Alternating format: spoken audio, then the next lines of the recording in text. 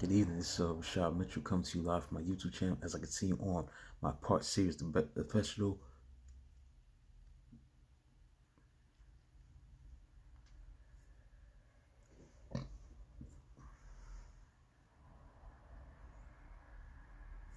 Start again.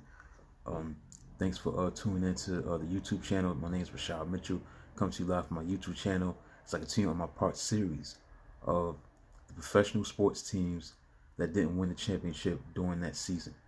This is part 20. And hopefully you enjoyed this series so far. Never get a chance to tune into the videos that I've been doing, talking about the NBA teams. I'm going to be doing Major League Baseball teams and NFL teams that I've seen in my lifetime, but I'm focused on the NBA teams. I did 2004 Minnesota Timberwolves, and now I'm doing the 2005 Phoenix Suns. And this is a team that is a very interesting team because this team won 62 games.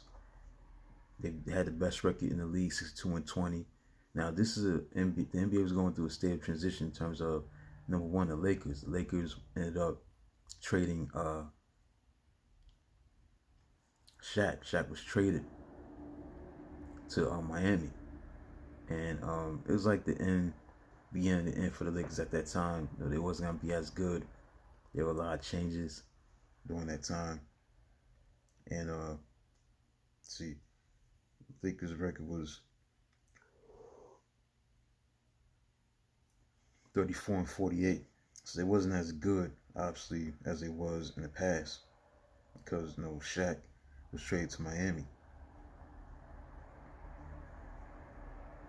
But they were totally, a different team at that time, totally different team. But anyway, just to focus on Phoenix, because Phoenix was the team that took advantage of that situation. Because remember, the Lakers were, the best in LA, especially in that Pacific, division. They won the division. Steve Nash was reacquired. Remember, Steve Nash was drafted by the Phoenix Suns in 1996. So he was able to come back to the team that originally drafted him from Dallas Mavericks. They signed Quentin Richardson. The Phoenix Suns got to a great start. They won 31 of their first 35 games, so they was practically 31-4 in their first 35 games. Then lost 6 straight afterwards. Again, they had 62-20 record, the best record in the NBA. It tied their franchise best. They had 3 All-Stars in the 2005 All-Star game. Amar'e Stoudemire, Shawn Marion, Steve Nash. Also had Jason Richardson and Joe Johnson. Steve Nash will win the first of 2 consecutive MVPs. He averaged 11.5 assists. He made 50%, 50.2% of his field goals, including 43.1% of his three-pointers. He won the MVP. Mike D'Antoni coached this team, was the coach of the year. Brian Colangelo was the executive of the year. And this Suns team was definitely a team that revolutionized the game of basketball in terms of their offensive philosophy. They had that 7 seconds or less. They were that kind of team that really, took offense to another level at that particular, time. So I'm gonna break that down.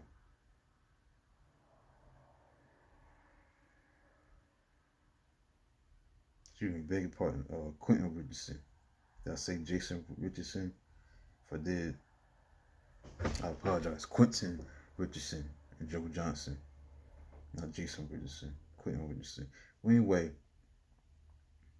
before this team not only was they had the best record in the basketball, but they were more of a surprise, I think, and rightfully so. Then the Lakers were not the Lakers like they used to be because of Shaq being traded at that time to the Heat. So basically, this team was in a state of transition, the Lakers. So the team that took advantage of that was the Phoenix Suns to rise to the top of the West, and in the NBA in general. They was able to, have the best record in the league. Not only just had the best record in the West, but they had the best record in the Western Conference and the best record in the league overall at 62-20. So they were predicted originally before the season to finish in the middle of the pack of the Western Conference, but they defied those expectations. They had a 33-win improvement over the 2003-2004 campaign, and it constituted and resulted in the third best year-to-year jump in NBA history.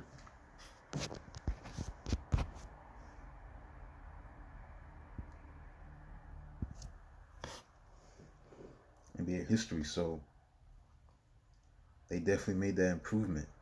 And Steve Nash, Murray Stoudemire, and Shawn Marion were named to the All-NBA team. So under Mike D'Antoni in his first full year, the Phoenix Suns had a particular basketball philosophy that was based on rapid ball movement, pick and rolls, and high volume three-point shooting.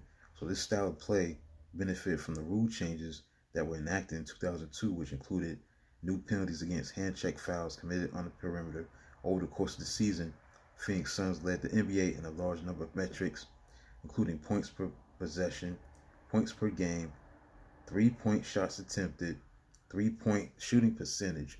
So this fast break style of play earned them the moniker of 7 seconds or less. 7 seconds or less. That was their style that they played. That's what it was about. And it definitely worked very well. They swept the Memphis Grizzlies. They beat the Dallas Mavericks in 6 games. And then they lost to the San Antonio Spurs, unfortunately, in 5 games.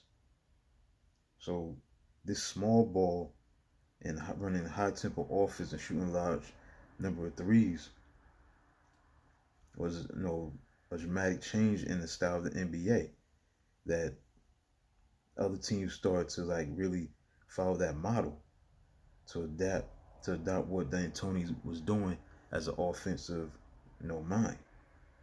And the 7 seconds or less brand of offense revolutionized the modern game of basketball. Because when you look at, some commentators have drawn direct parallels between Phoenix Suns teams and the Golden State Warriors, particularly the 2016 squad of the Golden State Warriors, who also shot a large number of threes and played small ball with their lineup. Obviously, they ended up, winning 73 games that year, but they lost to the Cavaliers. But this team was definitely a surprise. But they still should have won the championship, but they ran into the San Antonio Spurs. And then the West was stacked at that time. I mean, the Lakers, obviously, at that moment, at time, it wasn't as good because of Shaq. Kobe had to adjust not playing with Shaq, but you had Dallas, you had San Antonio, you had Phoenix, you had Portland. They were still in the mix. So you had some tough teams in the West.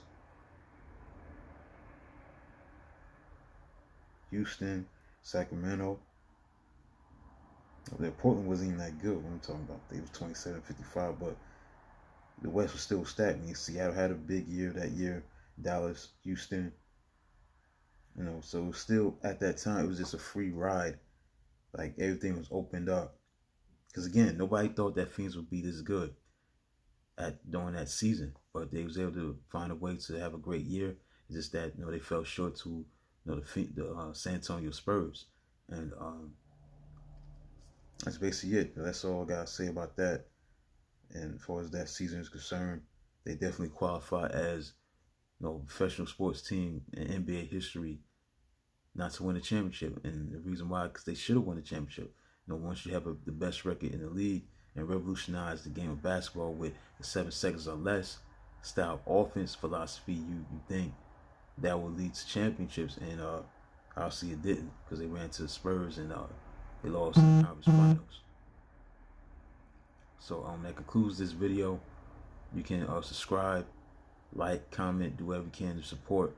This is Rashad Mitchell coming to you live for part 20 of the professional sports teams that didn't win the championship during that season. I want to make sure this is part 20.